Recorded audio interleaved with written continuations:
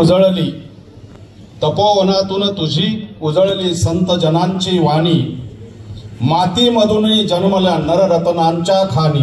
अशा या महाराष्ट्राच्या वैभवशाली मातीला प्रथमतः माझा त्रिवार वंदन।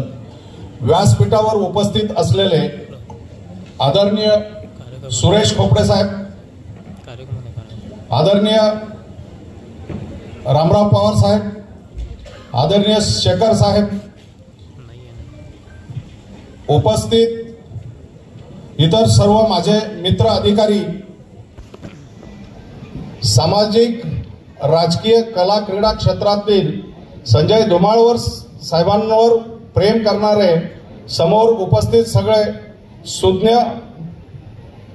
नागरिक बंधू भगिनींनो,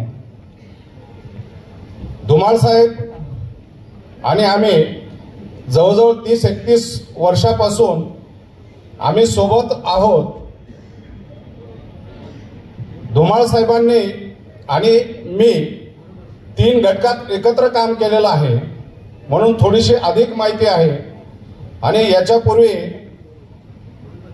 शरद पाटील यांनी अतिशय त्यांच्या कामाचं जे वर्णन केलेलं आहे, ज्या ठिकाणी त्यांनी काम केलेलं आहे, मी मित्र म्हणून किंवा पोलीस अधिकारी म्हणून धुमाळ साहेबांचं कौतुक करेल ही वेगळी गोष्ट, पण एक पत्रकार आणि पोलीस यांचे बरेच वेळा वाद होतात। पण अशा एका ग्रामीण भागात उत्कृष्ट पत्रकारिता करणाऱ्या व्यक्तीने धुमाळ साहेबांबद्दल जे आपलं मनोगत व्यक्त केलं, त्यावरूनच आपल्या सगळ्यांना धुमाळ साहेबांच्या कार्यपद्धतीबद्दल जाणीव होते। धुमाळ साहेबांनी 1993 ला पोलीस खात्यात पोलीस उपनिरीक्षक म्हणून नाशिकला अकॅडमीमध्ये ट्रेनिंग घेतलं। त्यानंतर त्यांची पहिली पोस्टिंग, जिथे कोणी जायला उत्सुक नसतं अशा परिसरात म्हणजे विदर्भ अमरावती परिक्षेत्रात त्यांची पोस्टिंग झाली। परंतु मला या ठिकाणी त्यांच्या कामाच्या पद्धतीबद्दल आणि त्यांनी ज्या ठिकाणी काम केलेलं आहे, त्यांनी खूप प्रयत्न करून कुठली पोस्टिंग मिळवणं, चांगला वाईट हा कधीही प्रयत्न केलेला नाही। ज्या ठिकाणी त्यांना त्यांची शासनाने नेमणूक केली असेल किंवा वरिष्ठ अधिकाऱ्यांना त्यांना नेमणूक दिलेली असेल, त्या ठिकाणी त्यांनी त्या पदाला, त्या परिसराला न्याय देण्याचं काम मात्र निश्चित केलेलं आहे। आणि ते शेवटच्या क्षणापर्यंत तीच कार्यपद्धती त्यांनी अवलंबलेली आहे। परिसर बदलला असेल, भाग बदलला असेल, पोस्टिंग बदलली असेल, पण त्यांची कामाची पद्धत आजतागायत त्यांनी जपलेली आहे। कदाचित हा त्यांच्यावर ज्या अधिकाऱ्यांचे संस्कार झालेले आहेत। समोर व्यासपीठावर आपण जे व्यक्तिमत्व बघतो आहे ते आदरणीय खोपडे साहेब। खोपडे साहेबांना कोण ओळखत नाही पोलीस खात्यातला अधिकारी, कारण त्यांनी काहीतरी व्यवस्था ह्या खात्याला दिलेली आहे आणि ती व्यवस्था तो आहे याव चंद्र सूर्य नांदेल अशी ती व्यवस्था त्यांनी विकसित केलेली आहे। म्हणून आम्ही नेहमी म्हणतो की व्यक्तीपेक्षा सिस्टीम डेव्हलप झाली पाहिजे, व्यवस्था सुधारली पाहिजे। आणि हे असे काम करणारे आदरणीय व्यक्ती यांचे संस्कार सुरुवातीलाच, म्हणजे आम्ही जेव्हा ट्रेनिंग करून जातो तर आम्ही कच्चे मडके असतो आणि त्यावर जे संस्कार केले जातात, जर सुरुवातीलाच असे आदरणीय व्यक्तिमत्व जर आपल्याला मिळाले तर निश्चितपणे संजय धुमाळ सारखे अधिकारी पोलीस खात्यात घडतील आणि आपल्या कामाचा ठसा कायम निर्माण करतील। त्यांनी वाड्यात नोकरी केलेली आहे, वाड्याचा एकच प्रतिनिधी ह्या ठिकाणी बोलला असे त्यांनी नोकरी केलेले आजही विदर्भासारख्या अमरावती सारख्या ठिकाणी अगदी ग्रामीण परिसरात त्यांनी नोकरी केलेली। त्या परिसरातही अजून त्यांचा जनसंपर्क आहे, तिथूनही त्यांना सतत फोन येत असतात। जसं त्यांचं कामावर प्रेम आहे, कर्तव्यपरायणता त्यांच्यामध्ये आहे, त्याच पद्धतीने ते कुटुंबोत्सल सुद्धा तेवढेच आहेत। आपल्या जन्मभूमीला ते कधीही विसरलेले नाहीत।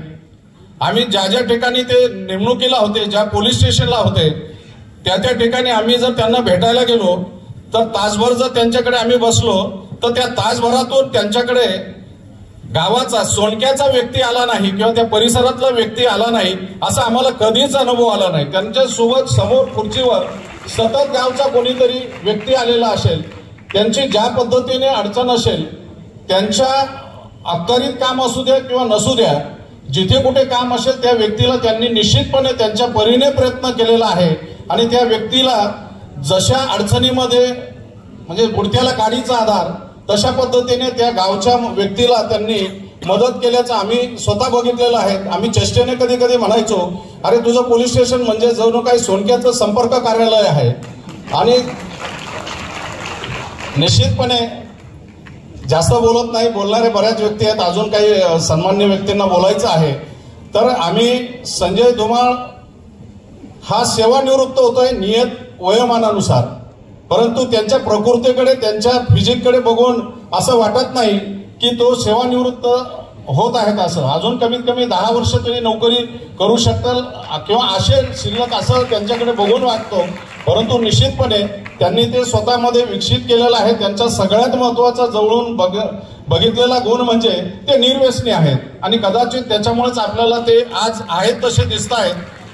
छत्रपती शिवाजी महाराजांची जयंती पुण्यतिथी साजरी करतो, मोठमोठ्याने घोषणा देतो, बँडवर वेडेवाकडे नाचतो, परंतु महाराजांचे विचार कधी आपण विचारात घेतले नाहीत। तर आम्ही नेहमी म्हणतो की छत्रपती शिवाजी महाराजांची जयंती नाचून साजरी करण्यापेक्षा वाचून साजरी करावी आणि त्यांच्यामधला एखादा गुण आपणही आत्मसात करावा।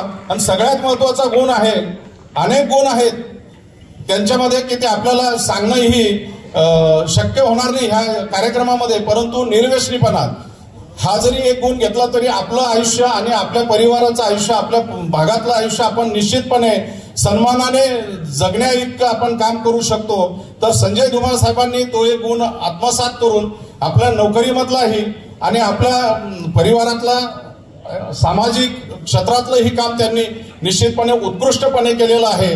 तर संजय धुमाळ साहेबांच्या सेवानिवृत्तीनंतरचं दुसरी जी इनिंग सुरू होत आहे त्याची तुतारी ह्या ठिकाणी वाजलेली आहे आणि ते निश्चितपणे तुतारीचा अर्थ दुसरा घेऊ नका। तर आदरणीय खोपडे साहेबांनी जे सांगितलं, आजचा माणूस कुठे जाईल हे सांगता येत नाही।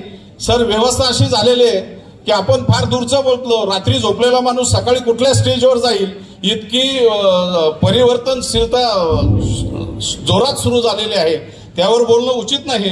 परंतु निश्चितपणे संजय धुमाळ साहेबांनी जो आपला 32-33 वर्षातला पोलीस खात्यातला जो अनुभव आहे आणि त्यांनी ज्या पद्धतीने काम केलेलं आहे त्या कामाचा त्यांना सामाजिक जीवनात खूप मोठा फायदा होणार आहे। कारण त्यांनी नेहमी नोकरी करताना एक गोष्ट आम्ही नेहमी म्हणतो, माझ्या चेहऱ्याचा रंग कोणता असावा, माझ्या चेहऱ्याचा रंग कोणता असावा हे माझ्या हातात नव्हते, तसेच मी कोणाच्या पोटी जन्म घ्यावा हे देखील माझ्या हातात नव्हते, परंतु हाताच्या रेषेवर आपलं भविष्य नाही, हाताच्या रेषेवर आपलं भविष्य नाहीये, हाताच्या मागे असणाऱ्या पिलदार मनगटावर आपलं आयुष्य आपण घडवू शकतो। ह्या ध्येयाने त्यांनी आपल्या नोकरीमध्ये काम करून ग्रामीण भागातला एक सर्वसामान्य गरीब शेतकरी कुटुंबातून आलेला व्यक्ती अधिकारी कसं काम करू शकतो याचं आदर्श उदाहरण म्हणजे तुम्हासाठी संजय धुमाळ हे राहतील, हे एवढं मी निश्चित सांगतो। आणि त्यांच्या कामाच्या ज्या पद्धती आहेत, त्यांनी पोलीस स्टेशनला काम करताना गरीब श्रीमंत, कारण संतांची वाणी आहे, संतांची आपल्या वाणी आहे की आपण भेदभाव न करता, कारण महाराष्ट्र हा देशाला दिशा देणारा राज्य आहे, आपल्यावर संत महात्म्यांची मोठी कृपा आहे, त्यांनी आपल्याला एकतेचा संदेश दिलेला आहे। गरीब श्रीमंत, जातपात, धर्म, वर्ण, पंथ याच्यातून आपण कधी जे का रंजले गांजले त्याशी म्हणे जो आपला, तोची साधू ओळखावा, देव तेथीची जाणावा, ह्या पद्धतीने त्यांनी सर्वसामान्य माणसामध्ये देव बघितलेला आहे आणि आपल्या कामाची ओळख निर्माण केलेली आहे। मी जास्त न बोलता संजय धुमाळ साहेबांना पुढील आयुष्यासाठी त्यांना निरोगी निरामय आरोग्य ह्या विश्वनियंत्याने देवा आणि त्यांच्या हातून अधिक प्रभावीपणे सामाजिक काम होईल ही मी आज विश्वनियंत्याला प्रार्थना करतो आणि मी माझे 2 शब्द या ठिकाणी संपवतो. जय हिंद, जय महाराष्ट्र, जय शिवराय.